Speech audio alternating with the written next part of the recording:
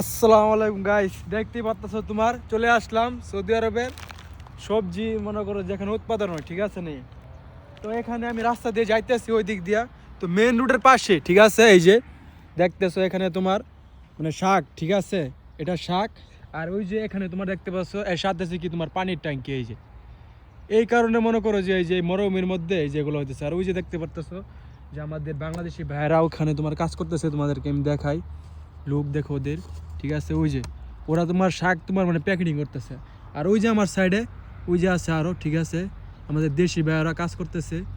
তো আমি এইখানে তোমার কেন আসা, মেন উদ্দেশ্য হচ্ছে কি তোমাদেরকে আমি ঘুরে ঘুরে দেখাবো, ঠিক আছে নি, আসলে জিনিসটা কেমন।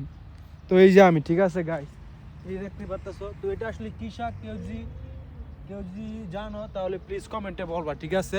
এই যে শাক গাইস, তো আসলে এত সুন্দর একটা জায়গাটা মানে দেখার পরে মনটা একদম ফ্রেশ হয়ে গেল। তো এটা আমার না, এটা তোমার যে কিউরি হতে পারে। আর ওইদিকে যা আছে তোমার সব মূলা, ঠিক আছে। ওফ, you can see, best of lakh.